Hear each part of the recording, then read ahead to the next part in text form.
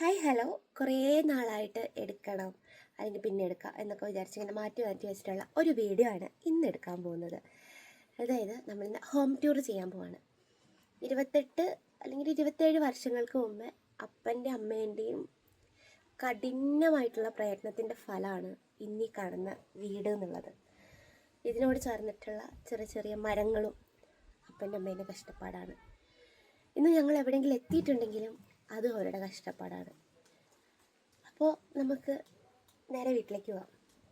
നമ്മുടെ ഇവിടെയൊക്കെ വീടിന് ഇന്ന പേരിട്ട് നമ്മളങ്ങനെ വിളിക്കാറൊന്നുമില്ല. നമ്മൾ വീട്ടുപേരുണ്ടാവുമല്ലോ, പാരമ്പര്യമായിട്ട് കൈമാറി വന്ന പേര് ഇട്ടിട്ട് തന്നെയാണ് വിളിക്കാറുള്ളത്. നമുക്ക് എന്ത് ചെയ്യാം, ഉള്ളിൽ പോയിട്ട് വീട് കാണാം. അപ്പോൾ വലിയൊരു എക്സ്പെക്റ്റേഷൻ ഒന്നും വെച്ചിട്ട് നിങ്ങൾ വീട് കാണുകയേ ചെയ്യരുത്. ഒരു ഗ്രാമപ്രദേശത്തുള്ള ഒരു സാധാരണക്കാരൻ്റെ വീട് എന്ന രീതിയിൽ മാത്രമേ കാണാൻ പാടുള്ളൂ. ബാക്കി കഥ നമുക്ക് തുടരെ പറയാം.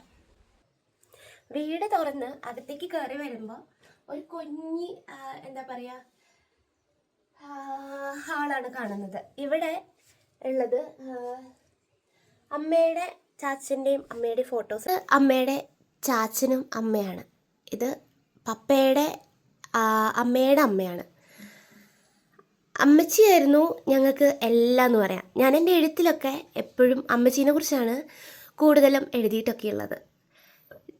അമ്മ വീട് എന്ന് പറഞ്ഞിട്ടുണ്ടെങ്കിൽ നമുക്കിപ്പോൾ ഒരു വെക്കേഷനൊക്കെ വന്നിട്ടുണ്ടെങ്കിൽ നമുക്ക് വെക്കേഷൻസൊക്കെ വരുന്ന സമയത്ത് നമ്മളെപ്പോഴും ഓടി ചെല്ലാൻ വേണ്ടി കാത്തിരിക്കുന്ന അല്ലെങ്കിൽ ഒന്ന് അവിടെ എത്തിയാൽ മതി എന്ന് വിചാരിക്കുന്ന സ്ഥലം എന്ന് പറയുന്നത് അമ്മ വീടാണ്. അവിടെ നമ്മൾ അങ്ങ് പറന്ന് അവിടെ തന്നെ ഒത്തിരി പറമ്പും കാര്യങ്ങളൊക്കെ ഉണ്ട്. അപ്പം നമുക്ക് വീട്ടിലിരിക്കാൻ നേരം ഉണ്ടാവില്ല. എപ്പോൾ നോക്കിയാലും ഇറങ്ങി നടന്ന് എന്തെങ്കിലുമൊക്കെ ചെയ്യാനുണ്ടാവും. അപ്പോൾ അതായിരുന്നു ഞങ്ങൾക്ക് അമ്മ വീട്. അപ്പോൾ അമ്മച്ചി പോയതിന് ശേഷം പിന്നെ ചാച്ചൻ മാത്രമായി. ചാച്ചൻ പിന്നെ അധികം നാളുണ്ടായിരുന്നില്ല. അമ്മച്ചി പോയതിൻ്റെ ആ ഒരു ഇതും കൊണ്ട് ചാച്ചനും പെട്ടെന്ന് തന്നെ പോവാണ്ടായിരുന്നത്. പിന്നെയുള്ളത് പപ്പേൻ്റെ അമ്മേൻ്റെ അമ്മയാണ്. പപ്പേൻ്റെ അമ്മേൻ്റെ അമ്മ എന്ന് പറഞ്ഞിട്ടുണ്ടെങ്കിൽ ഞങ്ങളുടെ കുഞ്ഞിതിൽ എനിക്ക് അമ്മേനെ ഓർമ്മ വരുമ്പം ഈ ചക്കക്കുരുമൊക്കെ ഇവിടെ സുലഭമായിട്ട് കിട്ടുന്നൊരു ഏരിയയാണിത്, മലമ്പ്രദേശമാണല്ലോ. അപ്പോൾ അമ്മേൻ്റെ മാത്രമായിട്ടുള്ള കറിയാണ് ചക്കക്കുരു മാങ്ങി.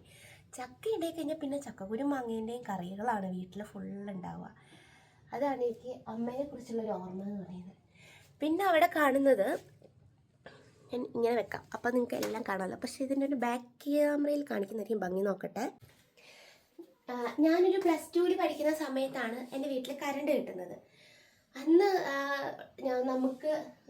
നമ്മൾ ആദ്യം മേടിച്ചിട്ടുള്ള ഒരു സാധനം തന്നെ TV ആയിരുന്നു. കാരണം നമുക്ക് കാണാൻ കൊതിയാണ്, എല്ലാവരുടെ വീട്ടിലുണ്ട്, നമുക്കില്ല. നമുക്ക് അപ്പോഴാണ് കറണ്ടൊക്കെ വരുന്നത്. ആ സമയത്ത് നമ്മൾ എന്ത് ചെയ്യുന്നു പറയുക, TV കഴിച്ചു. ആ സമയത്താണ് ഏഷ്യാനെറ്റിലൊരു സീരിയലൊക്കെ ഉണ്ടായിരുന്നു, 5 ഫിംഗേഴ്സ് ഒക്കെ പറഞ്ഞിട്ട്. അതൊക്കെ കാണാൻ വേണ്ടി ഞങ്ങളിങ്ങനെ ആഗ്രഹിച്ചൊക്കെ ഇരുന്നിട്ടുണ്ട്. കാരണം കൂട്ടുകാരൊക്കെ കഥ പറയുമ്പം നമ്മളിതൊന്നും കാണുന്നില്ല, ഇതൊക്കെ എന്താണെന്നുള്ളതായിരുന്നു നമുക്ക് അന്നേരം. അപ്പം അങ്ങനെയാണ് നമ്മുടെ വീട്ടിൽ TV വരുന്നത്. പിന്നെയുള്ളത് ഈ വലിയ ഫ്രെയിമാണ്. ഈ ഫ്രെയിം പപ്പ പണി കഴിപ്പിച്ചതാണ് കേട്ടോ. പപ്പ ഉണ്ടാക്കിയതാണ് ഈ ഫ്രെയിം. ഇതും അതിൻ്റെ തൊട്ടടുത്തിരിക്കുന്നത്. ഈ 2 ഫ്രെയിമുകളും അപ്പൻ ചെയ്തിട്ടുള്ളതാണ്. പിന്നെ ഇവിടെ കുറേ മൊമെൻറ്റോസും കാര്യങ്ങളൊക്കെ ഉണ്ടായിരുന്നു. അതിൽ ഞാൻ പഠിച്ചതൊക്കെ തന്നെ ഇവിടെ പ്ലാക്കോ സ്കൂളിലായിരുന്നു. അപ്പോൾ ആ സമയത്തല്ല, എൻ്റെ ഡിഗ്രി സമയത്ത് എനിക്ക് റാങ്കൊക്കെ ഉണ്ടായിരുന്നു. അന്ന് പ്ലാക്കാവിലെ അതായത് നമ്മുടെ നാട്ടിലെ ആദ്യത്തെ റാങ്ക് ഹോൾഡറൊക്കെ ആയിരുന്നു ഞാൻ. ആ സമയത്ത് സ്കൂളിൽ നിന്ന് എനിക്ക് തന്നിട്ടുണ്ടായിരുന്നത്, അതായത് ഞാൻ പഠിച്ചിട്ടുണ്ടായിരുന്ന എൻ്റെ സ്കൂളിൽ നിന്ന് എനിക്കൊരു മൊമെൻ്റോ തന്നെയാണ്. പക്ഷെ അന്ന് എനിക്ക് വാങ്ങാൻ പോകാൻ പറ്റാഞ്ഞിട്ട് പപ്പയായിരുന്നു ഒന്ന് വാങ്ങാൻ പോയിട്ടുണ്ടായിരുന്നത്. അത് പപ്പയ്ക്ക് ഭയങ്കര അഭിമാനമായിരുന്നു കേട്ടോ. അതേപോലെ ഇവിടുത്തെ മുസ്ലിം പള്ളി ഉണ്ടല്ലോ, അവിടുന്ന് എനിക്ക് തന്നിട്ടുണ്ടായിരുന്നു. പിന്നെ മാനന്തവാടി നഗരസഭ നമുക്ക് തന്നിട്ടുണ്ടായിരുന്നു. അങ്ങനെ കുറേ മൊമെൻറ്റോസ് ഇവിടെ ഉണ്ടായിരുന്നു. പക്ഷെ ഞാൻ കല്യാണം കഴിഞ്ഞ് പോയപ്പം കുറേ കൊണ്ടുപോയി, കുറേ ഇവിടെ തന്നെ വെച്ചു. ഇനി ഇവിടുത്തെ ചിത്രങ്ങൾക്കും കഥകളും പറയാനുണ്ട്, അതും പറയാം. ഇനിയുള്ളത് ഈ ഒരു ഫോട്ടോ കണ്ടോ, സുരേഷ് ഗോപിൻ്റെ കൂടെ അപ്പൻ നിൽക്കുന്നത്. ഇതാണ് എൻ്റെ പപ്പ. ഈ ഫോട്ടോ കോടീശ്വരം പരിപാടിക്ക് പോയ സമയത്ത് എടുത്തിട്ടുള്ളതായിരുന്നു. അന്ന് ഞാൻ +2 ഡിഗ്രിക്കാണോ എന്ന് എനിക്ക് കറക്റ്റ് ഓർമ്മയില്ല. 50ാമത്തെ എപ്പിസോഡിൽ ജയറാമും പാർവതിയും വന്ന സമയത്തായിരുന്നു പപ്പ അന്ന് പോയിട്ടുണ്ടായിരുന്നത്. അന്ന് നമുക്ക് സ്മാർട്ട് ഫോണൊന്നും അത്ര അവൈലബിൾ ആയിട്ടുള്ളൊരു സമയമല്ല.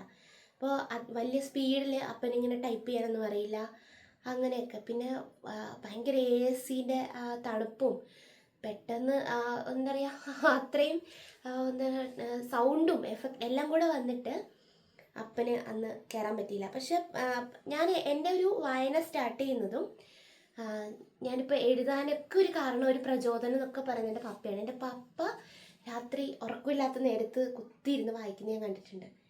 പപ്പയിൽ നിന്നാണ് എനിക്ക് വായന എന്നൊരു സാധനം എനിക്ക് കിട്ടിയിട്ടുള്ളത്.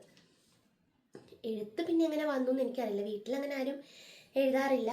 പക്ഷെ വായന കിട്ടിയത് അപ്പൻ്റെ അടുത്ത് നിന്ന് തന്നെയാണ്. അപ്പനാണ് എൻ്റെ ഒരു പ്രചോദനം. ഇവിടെ കുറേ ഫോട്ടോസൊക്കെ ഉണ്ടായിരുന്നു കേട്ടോ. കാലാന്തരത്തിൽ ഇതിനൊക്കെ എന്തൊക്കെയോ സംഭവിച്ചതാണ്. ഈ ഫോട്ടോയ്ക്ക് ഒരു കഥയുണ്ട്. കോടീശ്വരം പരിപാടിക്ക് പോയി വന്നപ്പോൾ പിന്നെ പപ്പയ്ക്ക് അങ്ങ് ഭയങ്കര ഉഷാറായി. ഓക്കെ, നമുക്കിനി വേറെയും പരിപാടിക്ക് പോകണം. അങ്ങനെ കൈരളി TV-യിൽ പച്ചക്കുതിര എന്ന് പറഞ്ഞ പരിപാടി വന്നു. അതിന് വേണ്ടിയിട്ട് ഞാൻ ഡിഗ്രിക്ക് പഠിക്കുന്ന സമയത്ത് ഫാമിലി ഫോട്ടോ വേണം പറഞ്ഞിട്ട് അങ്ങനെ നമ്മളെടുത്ത ഫോട്ടോയാണിത്.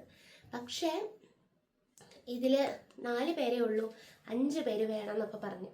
അതുകൊണ്ട് നമുക്കതിൽ കയറാൻ പറ്റിയില്ല. ഫോട്ടോസൊക്കെ നമ്മൾ അയച്ചു കൊടുത്തു, പക്ഷെ നമുക്കതിൽ കയറാനായിട്ട് പറ്റിയില്ല. പിന്നെ നമുക്കുള്ള ഫോട്ടോ ഇതാണ്. ഇത് ഞാനാണെന്നാണ് അമ്മ പറയണത്. പക്ഷെ എൻ്റെ മുഖച്ചായൊന്നും ഞാൻ നോക്കിയിട്ടില്ല. ഉണ്ടോ?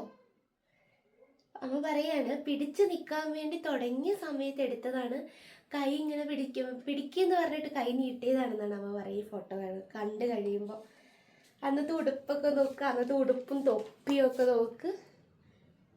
അയ്യോ, ഫുൾ ലെങ്ത്തിലുള്ള ഉടുപ്പാണ് തോന്നി. എനിക്കാണെങ്കിൽ ഇങ്ങനെ ഫുൾ ലെങ്ത്തിലുള്ള ഉടുപ്പ് അത് ഇഷ്ടമില്ല. പക്ഷെ നല്ല രസമുണ്ട് കാണാൻ. പല്ലൊക്കെ 2 പല്ല് വന്നിട്ടുള്ളൂ. അല്ലെ താഴെ അങ്ങനെ 4 പല്ല് വന്നിട്ടുണ്ട് കേട്ടോ.